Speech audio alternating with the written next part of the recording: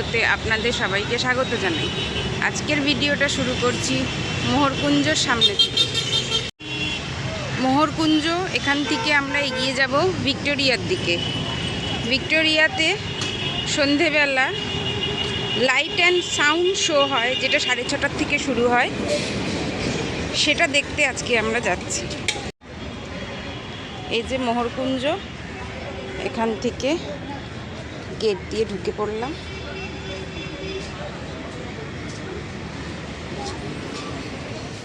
মোহরকুঞ্জের ভেতর দিয়েও যাওয়া যায়, আবার বাইরে দিয়েও যাওয়া যায় ভিক্টোরিয়ার দিকে। এই যে শোটা হচ্ছে, এটাতে ঢোকার জন্য ভিক্টোরিয়ার এক্সিট গেটে আসতে হয়। এন্ট্রি গেটে কিন্তু এর কোনো টিকিট বা কোনো ইনফরমেশন কিছু পাবেন না। ভিক্টোরিয়ার এক্সিট গেট অর্থাৎ ইস্ট গেট, সেখান থেকে আমরা এই শোয়ের টিকিটটা পাবো। আসুন দেখতে থাকুন পরপর ভিডিওটি যেমন হচ্ছে।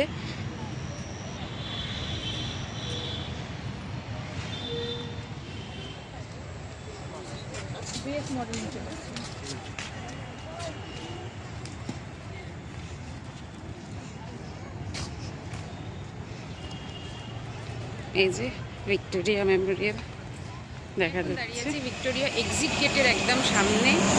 এর যদি আপনারা ডান দিক থেকে আসেন, এই যে এদিকে মোহরকুঞ্জ, ডান দিক থেকে যদি আসেন তাহলে এখান দিয়ে এসে, এটা হচ্ছে সেন্ট পলস ক্যাথিড্রাল চার্চ। সেই চার্চের গেটের ঠিক অপোজিটে হচ্ছে ভিক্টোরিয়ার এক্সিট গেট। আর আপনারা যদি এই যে সেন্ট পলস ক্যাথিড্রাল চার্চ, তার ঠিক অপোজিটে হচ্ছে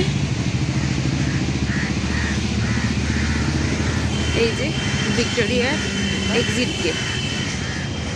আর এছাড়াও আপনারা ময়দান মেট্রো স্টেশন দিয়েও আসতে পারেন। নিয়ারেস্ট মেট্রো স্টেশন হচ্ছে এখান থেকে রবীন্দ্র সদন। সেখান থেকে আপনারা অল্প পায়ে হেঁটে চলে আসতে পারেন এই ভিক্টোরিয়ার সামনে, এই ভিক্টোরিয়ার এক্সিট গেট অর্থাৎ ইস্ট গেট। এই যে দেখুন, এই যে এসে গেছি টিকিট কাউন্টারের সামনে। এখন ঘড়িতে বাজে বিকেল 5:15। 5:45 থেকে এখানে টিকিট কাউন্টার খোলে, আর 6:30 থেকে শোটা শুরু হবে। শোয়ের নাম হচ্ছে Kolkata the city of joy. সোমবার দিন বাদ দিয়ে রোজই এই শোটা হয়। যেমন মঙ্গলবার বাংলাতে, বুধবার ইংলিশে, বৃহস্পতিবার হিন্দিতে, শুক্রবার বাংলাতে, শনিবার হিন্দিতে আর রবিবার বাংলাতে। আর এর টিকিটের প্রাইস হচ্ছে 100 টাকা পার হেড। দেখুন কি লম্বা লাইন পড়েছে। আমি তো ভিতরে যাওয়ার জন্য ভীষণ excited.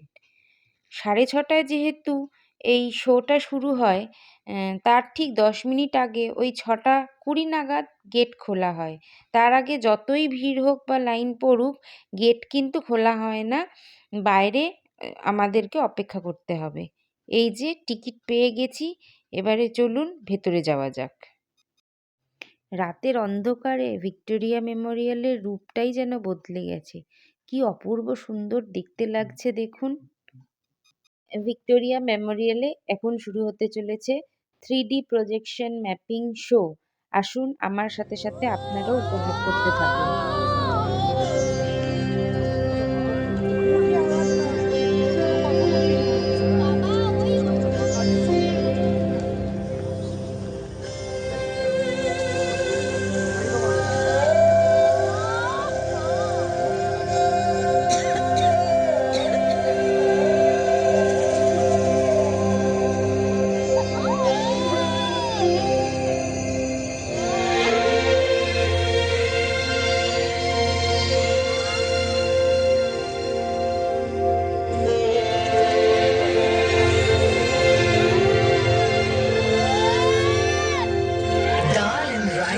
Something past, but it's dim sounds now. Elephant rides have given way to flyovers, and how? Things are changing, yet not changing, in Kolkata city. From my spot on this dome, there's so much I can see. All those tales I'll tell you now. Ready? 1, 2, 3.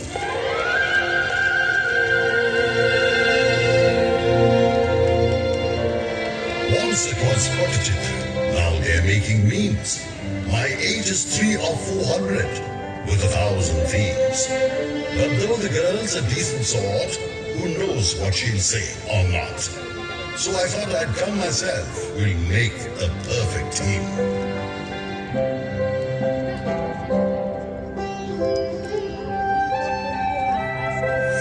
Behold this character, ladies and gentlemen. He used to wander around the spot where all of you are sitting now. It's a long way from Jurassic Park to Park Street. If that's where you want to begin, it'll take a 52-episode serial to get to mobile phones. I suggest you start with the familiar black and white. How about this then, sir? A car speeds out of 38/2 Elgin Road on the night of January 16, 1941 and drives straight into the Bengali soul. No, Netaji Subhash Chandra Bose was already a resident of Kolkata, so don't forget, he became the mayor in 1930. As Congress president, he captured the soul of India as well. But yes, hoodwinking the British to make that grand escape, 3 or 4 different disguises, that was a pure thriller. On top of which, he's quite literally immortal.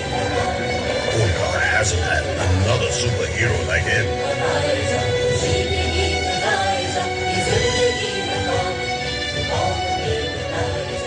Indeed. In 1989, an unknown person murdered 13 homeless people sleeping on the streets at night. The media named him or her the Stone Man. Imagine starting with something so morbid. If you ask me, I think the greatest villain is Amitabh Bachchan. Amitabh Bachchan? Why? Isn't it obvious, sir? He worked in Kolkata, he acted on stage in Kolkata, but when it comes to films, he chose to go away to Mumbai. Why? Couldn't he have joined Bangla films instead? He'd have made such a romantic hero. By that logic, even Cliff Richard spent his childhood in Kolkata or in Howrah. He was such a wonderful singer, wasn't he? Had he stayed back, he could have been the one to start Jivanmukhi Gaan instead of Shuman Chatterjee. Oh, but wait! Wasn't Pele in Kolkata too? And Lionel Messi? He too, right? Look, I'm warning you. Don't you make fun of football.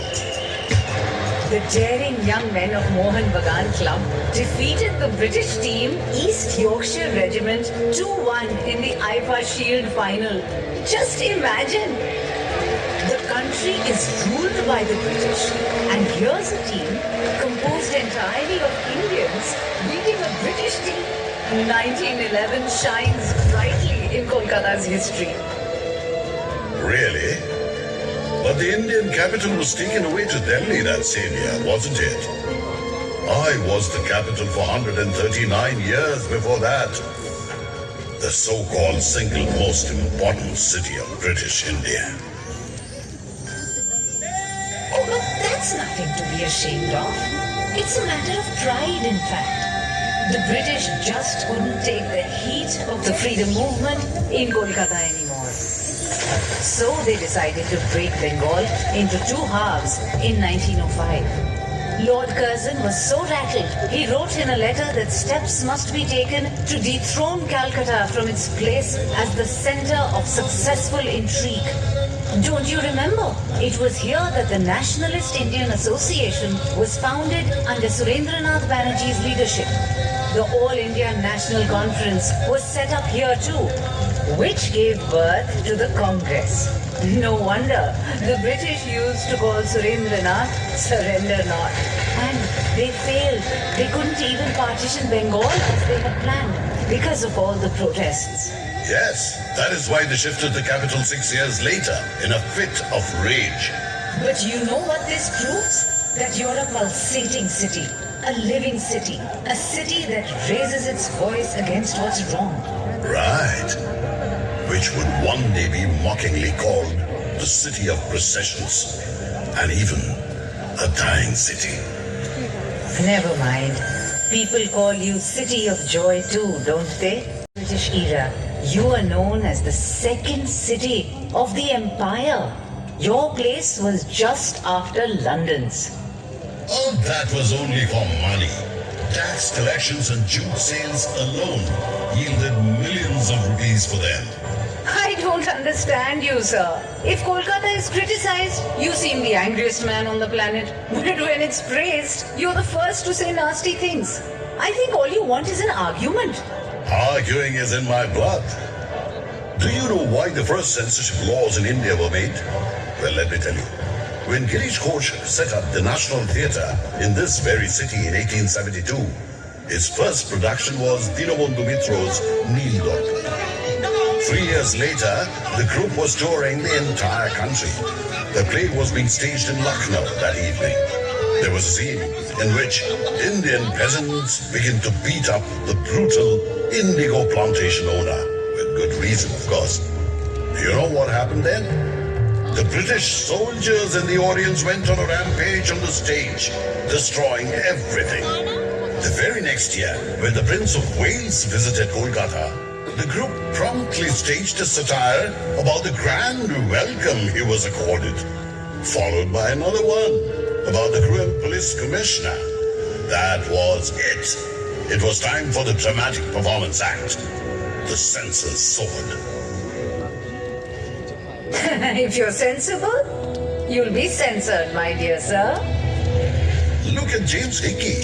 He published India's first newspaper from this very city, the Bengal Gazette, in 1870. Do you know, he even printed articles mercilessly criticizing the activities of Lady Hastings, just like all your little magazines nowadays, which denounce the establishment constantly.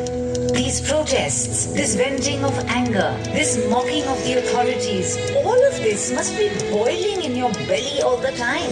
No wonder the people of Kolkata have such bad livers. There's nothing wrong with our livers or with our cantilevers. Howrah Bridge is a cantilever bridge, isn't it? It's been there since 1943, in perfect condition. I have to agree there. Thousands of cars, buses, trucks have been driving across it every single day, but not a dent anywhere. And I can never get over the fact that this is a bridge without a single screw. That explains why those who have a screw loose often climb to the top of the Howrah Bridge. But my God, can you imagine the view? Oh, please. Are you seriously asking me? Haven't I been balancing here on top of Victoria Memorial for almost 100 years now? Have you any idea the things I can see? Couples in love, people up to no good, experimental art in the Academy of Fine Arts, all the money being blown up at the race course. And over on the other side, those babus in suits impersonating Englishmen. You want to teach me views and news? I know you inside out, Kolkata Babu. Not only do you know me, I'm certain you've been infected by me too. I mean, look at you. Sometimes you spin madly up there when it gets gusty. Other times you're an old lady with gout rooted to the spot. Why, even this building you're so proud of is sometimes dismissed as a mere copy of the Taj Mahal. And wait, wasn't it blacked out with cow dung so that the Japanese couldn't bomb it? Cow dung.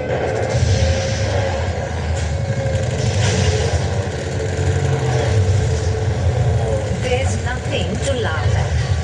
It's not like your face hasn't been blackened with shame either. Where was all your outrage when thousands of people were dying of starvation on your streets during that same Second World War? people would step over them daintily to go to work and to meet their friends. At home, they would put on the gramophone to drown the loud cries begging for scraps. Well, I admit it. Many things that ought to have been done were not done.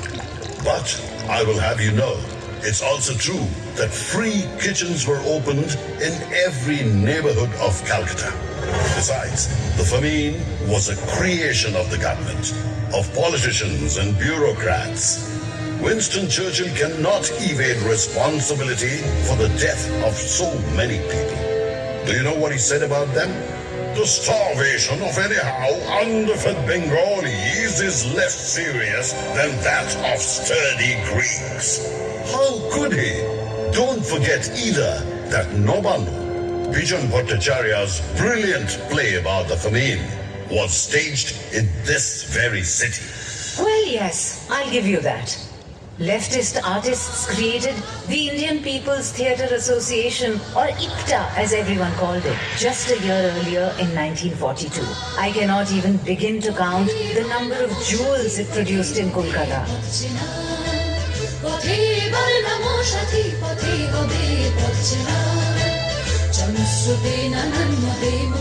Nobarno was just one of them.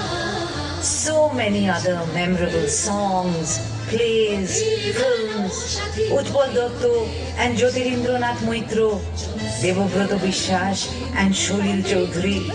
All of them were dazzling diamonds from the IPTA mines, while Mrinal Sen was its spiritual disciple.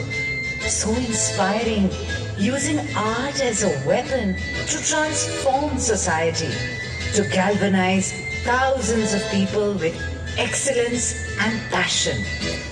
It was like the chariot leading a magical revolution, traveling tirelessly. The famine of 76, known as Chiattor Monontor, which took place about 170 years before the one of 1943, was man-made too. That one was also created by the British, who were cruelly squeezing people for taxes and sowing opium and indigo in rice fields. Then too, millions of helpless people perished right here in my arms. What could I have done? I only watched in silence. If only there had been an IPTA then. You are a strange one, sir. Sometimes you were wide awake, and then at other times you seemed fast asleep. Which of these two states were you in when the 19th century Babus were squandering their riches on the weddings of their pet cats, when they were bathing in rose water? Were you half asleep? Were you dozing?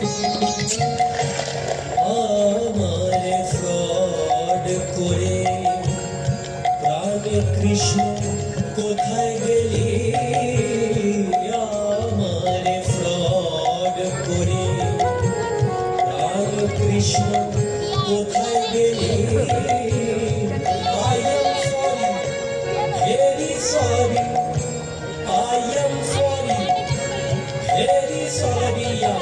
So what do you know of it? I had so much fun. Here are these people oiling themselves profusely and then riding off in a 4-horse carriage to bathe in the river. What reckless glamour. And look, if the Babus didn't go overboard, where would the commercials of the Baiji's dance have been, huh? Or for that matter, the schools and colleges they started?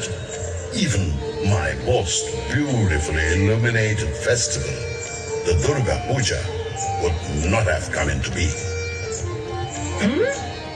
Durga Puja would not have happened? Why not, sir? Obviously, you don't know that it was Babu Nobu Krishna Dev of Shobha Baja who donated large sums of money to set up madrasas, to build roads, to have musicians brought in from all over the country for elaborate concerts. He not only participated in the conspiracy against Siraj-ud-Dawla in the Battle of Plassey, but also organized a magnificent Durga Puja to commemorate the victory. This was the event which put the Durga Puja so prominently on our calendars. Are you telling me that the man who started the idea of the big fat Durga Pujo was the one who wanted to hand Bengal over to the British? Of course. Bengal would not have fallen into British hands had Sirajuddaula not attacked me with a huge army in 1756.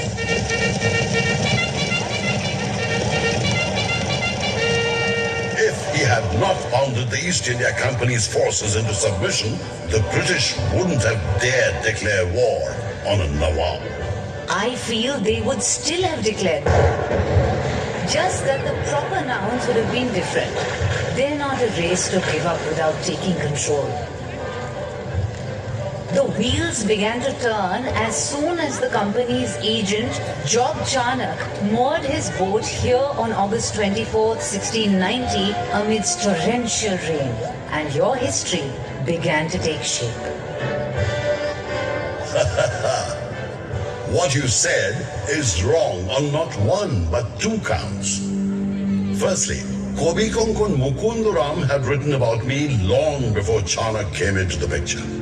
In fact, I was present even earlier in Bipradash Pipilai's Monoshamongol verses of 1495. Shabur Nurai Chaudhury's family were the zamindars of Calcutta well before the advent of the British. So, my history does not begin there. Secondly, can you say things necessarily took a turn for the worse with Chanak's arrival? No, you cannot. Ram Mohan Roy put an end to the practice of sati, but would he have succeeded without the assistance of Lord Bentinck? Would Michael Madhusudhan Dotto have changed the direction of Bengali poetry had he not read Milton? Would Bankim Chandra Chattopadhyay have written the first novel in Bangla if he had not been familiar with Walter Scott? Would Ishwar Chandra Vidyasagar have been able to introduce widow remarriage without the support of the British? What kind of nonsense is this? May I remind you of some scenes from your own history? How can you forget that thousands of people lined your streets to shower martyr Khudiram Boshu's dead body with flowers? Or that Binoy, Badul and Dinesh killed themselves after assassinating a tyrannical British officer in Writers' Building? Why, one of your most renowned barristers, Chittaranjan Das, used to have his clothes laundered in Paris, but the same person burnt all his western wear and began to dress in khadi. The man he defended successfully in the Alipur bomb case was none other than the poet of patriotism, Aurobindo Ghosh. For heaven's sake, sir, you are the city where the revolutionary organization Anushilon Shomiti was born.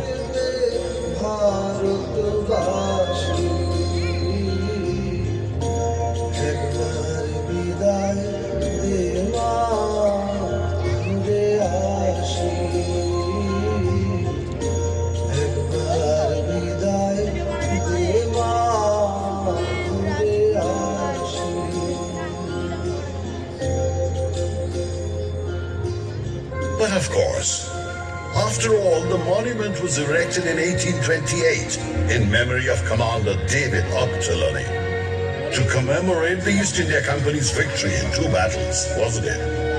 But just imagine, its name was actually changed to Shahid Minar in 1969 when it was dedicated to the martyrs in India's war of freedom. You don't have to be so angry though. I was only wondering. You know, this is armchair pundit. What if this? What if that? What if lions and tigers had prowled the streets of Kolkata? That's not exactly speculation. The Bengal tiger is famous. And he did, in fact, live in Calcutta. He took charge of Calcutta University in 1907, 50 years after it was established in 1857. And he transformed it completely. He is none other than Sir Ashutosh Mukhopadhyay. And what of the lion? The lion? Ah, we also call him the Shingho, don't we? So, what about Kali Prashanna Sinha or Kali Prashanna Shingho, who not only translated the Mahabharata, but also wrote Hutum Pachar Noksha about me. Right. And rhinos? What about them? Oh, the rhinos. They are the ones whose skins could not be penetrated by the teachings of Kolkata's great men. They abused Ram Mohan Roy. And as for Vidyashagar, they made up satirical songs about him and sang them everywhere, which he tolerated, as it happens. Personally, I think these are the precise things that demonstrate how far ahead of the times these great men were. Vivekananda had to hear that he was no sage, for he visited the land of Christians and ate meat. And yet, it was he who made India proud with his speech in Chicago, right? His Guru Ramakrishna was even told he was illiterate. But he attracted the best minds with his natural wisdom and deep knowledge of religion. It was he who said, Joto Moth, Toto Poth. There are as many methods as there are viewpoints. He was referring not just to different faiths, but also to the philosophy of Kolkata's flowing life. We don't care for criticism. Even Rabindranath Tagore had to take it. Apparently, all his writings are convoluted, and he founded Shantiniketan with unclear intentions, etc., etc. But his Nobel Prize is still the first line of my poetry of pride. I may have been displaced from the status of India's capital city in 1911, but just 2 years later came a crown whose luster is never to be diminished. The Nobel Committee said Rabindranath Tagore is being awarded the prize because of his profoundly sensitive, fresh and beautiful verse. He was the first Indian to get the Nobel. Oh, can you imagine? 6 Nobel laureates from one city and in 5 different fields at that? In 1902, Ronald Ross won the Nobel Prize for Medicine. 1930, the Nobel for Physics went to C.V. Raman, who conducted his research in Kolkata for the Raman effect. In 1979, Mother Teresa got the Nobel Peace Prize, and in 1998, Amartya Sen for economics. And in 2019, Abhijit Banerjee was awarded the Nobel for work done in the area of alleviating global poverty. Not that getting Nobel was the last word. Scientist Jagadish Chandra Bose may not have won it, but he shines bright in my sky. His genius stretched from the discovery of life in plants to the invention of the radio. Then there was Prafulla Chandra Rai, the first non-European to be honored with the Chemical Landmark Award by the Royal Chemical Society of England. There was Shotendranath Bosu, standard bearer of Bose-Einstein statistics, after whom the boson particle is named. There was Prashanta Chandra Mohodanovich, father of the practice of statistics in India, architect of the Planning Commission, whose birthday is now observed as the National Statistics Day. I hate to puncture your balloon, but this hallowed center of science is also a hotbed of unscientific fads, dear sir. In 1857, Kolkata saw the craze of the return of the dead. Some said all the people who have died this year will be back on the night of Kali Pujo. Others claimed, no, all those who have died in the past 10 years will be back on the 15th day of the month of Kartik. There was a commotion all over the city. Many people began to wait for their dead relatives. Songs were composed too. The dead people are back. I saw them floating in Ranaghat. Scrawny neck and swollen belly, wobbling like a lump of jelly. Guilty as charged. The 1979 rumors were no less sensational. The American satellite Skylab was going to collapse any day. People kept staring at the sky. Many of them actually walked around in helmets all day. Well, some pieces of Skylab did fall. But that was in Australia, in and around Perth, and some other places. Nowhere near Calcutta. Oh, yeah, but the madness I remember best was when Ganesh began to drink one afternoon in 1995. Temple Ganeshas, calendar Ganeshas, hole-in-the-wall Ganeshas, no one was left out. Apparently, they were all drinking milk as though their lives depended on it. Everyone ran headlong to their nearest Ganeshas with milk. Being left out of this miracle would have meant falling short on their quota of good deeds. Ah, that's what we call DeRosio's Phantom Punch. Do you know him? Before your time, a 17-year-old Anglo-Indian, a mere boy, a teacher of English at Hindu College, who told the students, argue, validate, use your reason, challenge tradition. And his students, well, it's better to call them disciples, fanned out far and wide as young Bengal, trying to reform society. This too happened in Calcutta. Please, I am perfectly aware of the story.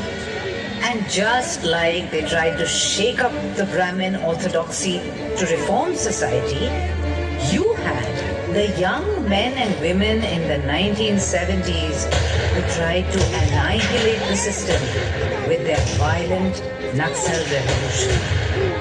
But this time, the reaction to bombs and bullets was much sharper because politics had become much more complex. It was truly awful. The nights were filled with the explosions of bombs and the rumble of police jeeps, God. And when the sun rose, I could see the corpses of all those brilliant young men floating along the Ganga. Gallons of fine hot blood was spilled on your body, Kolkata, and ideology and tradition were disguised in new masks. As we say, Chotomot Totopot. Some people, and of romantic nostalgia for others. There are even sly smiles about the slogan, China's chairman is our chairman. But can you tell me why someone here would not be inspired by the Chinese leader? Kolkata is a center of global citizenship, isn't it? There. I agree. Hindu college is such a powerful statement of that. Imagine saying one must learn the English language, saying one must understand Western culture and meld it with one's own back then. Nowhere else in India could a school have been set up with these objectives. I can proudly say that in 1817, the British and the Bengalis joined hands to start an institution without which there would have been no Bengal Renaissance. True. Bengal Renaissance. It was beyond belief. I get exhausted just thinking about all that Tagores alone did. They stuffed 10 geniuses into each member of the family. You have Vijendranath Tagore translating Meghdootam from Sanskrit to Bangla, writing books on philosophy in Bangla, improvising a Bangla version of shorthand, and even writing a book on making boxes. You have Shotendranath, who not only becomes the first Indian ICS officer, but also takes his wife abroad in that day and age. Here's Jyotirindranath, music composer, painter, playwright, director, actor. Then there's Devendranath, dictating an entire book on the Brahmo faith in just 3 hours. Govindranath shows himself to be an artist extraordinaire, making cartoons as well as cubist paintings.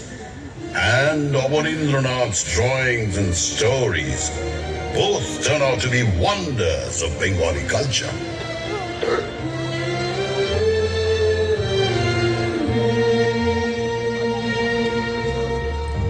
My heart is with the Rays. Whom to start with? Upendra Kishore Roy Chaudhary played the violin, built the framework for children's literature in Bangla, published a magazine for children, and revolutionized half-tone printing with amazing inventions. His son, Shukumar Rai, stunned everyone with his comic verse and prose while talking of everything from Plato to Turgenev at nonsense club meetings. You know what I think?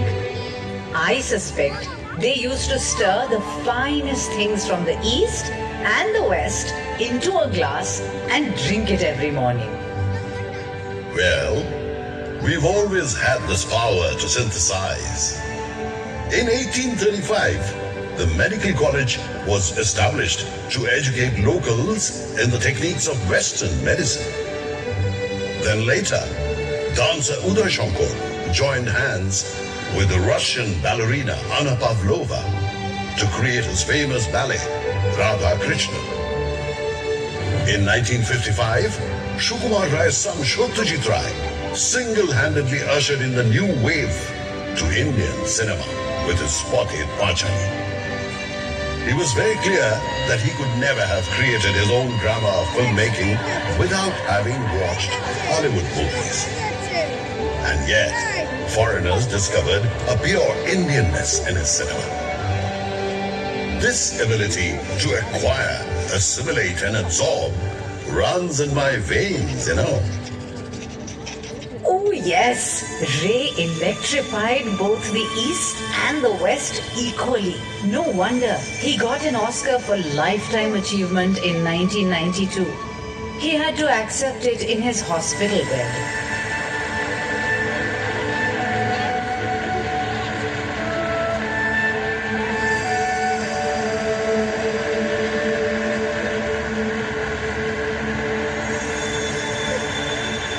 But what you may not know is that earlier, the same year, Subrata Mitra received the Eastman Kodak Lifetime Achievement Award for Excellence in Cinematography. Who was Subrata Mitra, you may ask? Well, he was the cameraman of Ray's earlier films. It's most unfair that he never got the fame he deserved as one of the world's best cinematographers. Excuse me, but can you seriously please explain your obsession with unsung heroes? I can never decide whether you're being generous or being overly critical all the time. Every time the world thinks someone from your city is worthy of the finest honor, you Kolkatans will produce someone else at once. Oh, Mr. So-and-so was just as brilliant but never got his due. But then why shouldn't we? The people of Kolkata know how to celebrate winners. We also know how to admire the ones who were left behind.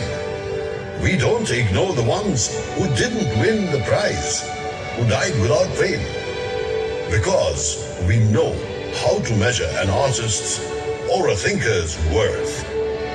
Not by how much gold they have gathered, but by how much gold they have scattered. And so, Jivanananda Das is as immortal as Rabindranath Tagore. Ritik Ghatak will live on as long as Satyajit Ray does. Badul Sarkar as long as Shambhu Mitra. Kamal Kumar Majumdar as long as Sunil Gangopadhyay. We'll revere Pankaj Rai, but we'll honor Shute Banerjee too. We'll put Hemant Mukhopadhyay and Manna De and Shundha Mukherjee on a pedestal. We'll bow our heads to Suchitra Mitra and Konika Bandyopadhyay too. But we won't leave Nirmala Mishra and Pratima Bandyopadhyay out either. And we lose ourselves in Nikhil Banerjee's sitar. This isn't a fad. It's just that we have a deeper inside. You get me?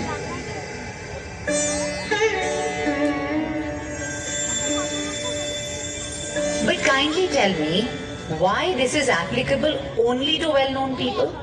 Why was there such reluctance to reach out to the refugees who arrived after the partition in 1947? They weren't winners either, Why all the contempt for them? Why so much neglect? That was only in the early days, you know.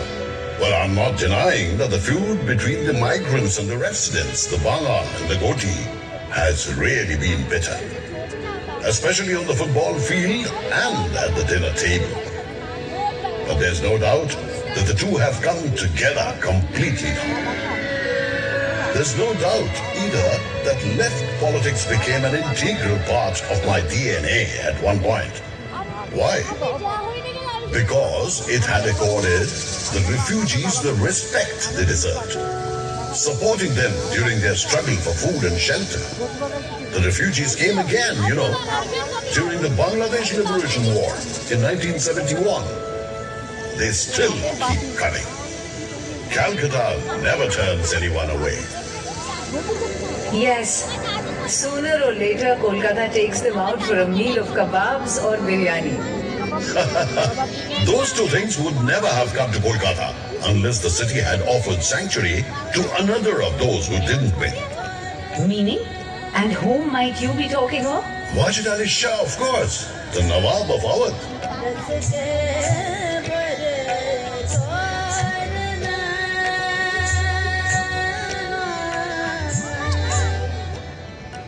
The English dethroned the Nawab without a battle in 1856, exiling him to Calcutta. He set up his camp in Metiabruz, in culture, in clothing, and of course, in food. Metiabruz became Chota Lucknow.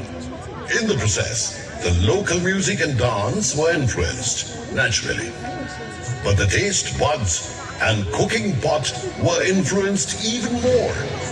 If kebabs and biryani are sold by the side of every road in Calcutta today, their roots can be traced back to that inglorious banishment. No treasure will be discarded here.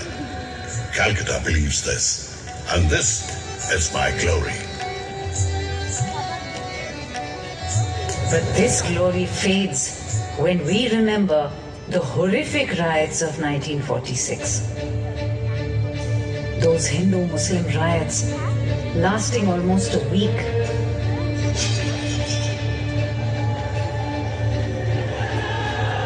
Of course, we hang our heads in shame. But then we also remember that many Hindu families gave shelter to Muslims and that many Muslims saved the lives of their Hindu friends. Calcutta has always marched ahead with that very spirit. Never mind all that. Isn't the same quality evident when Ravi Shankar and Allah Rakha create unbelievable music together in a foreign land? Or when Birendra Krishna Bhadro's Mohishashur Mordini is chanted to the background of instruments played magically by Muslim musicians?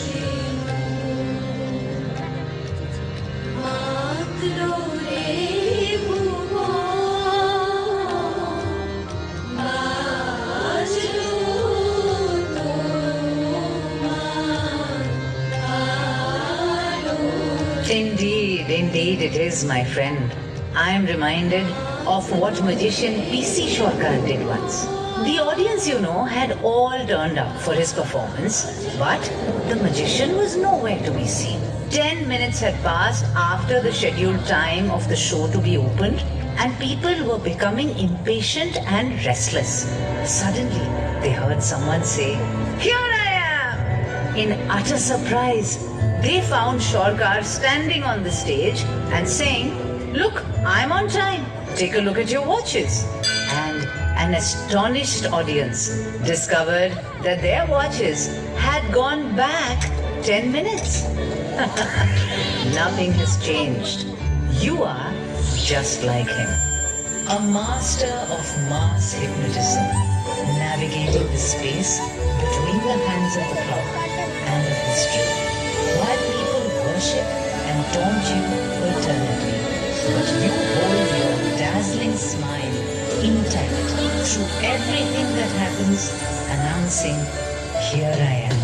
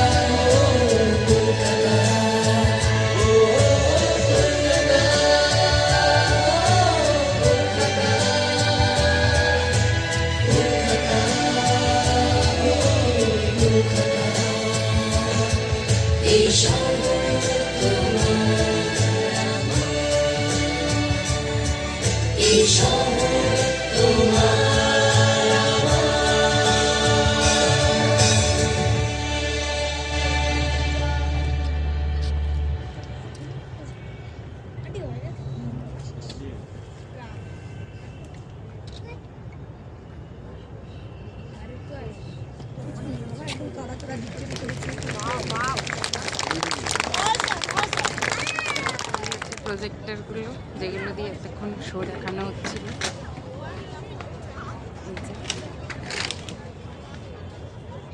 ভিডিওটা তাহলে এখানেই শেষ করছি। যদি ভালো লাগে তাহলে একটা লাইক করে দেবেন আর চ্যানেলটিকে অবশ্যই সাবস্ক্রাইব করবেন। দেখা হচ্ছে পরের একটা নতুন ভিডিওতে।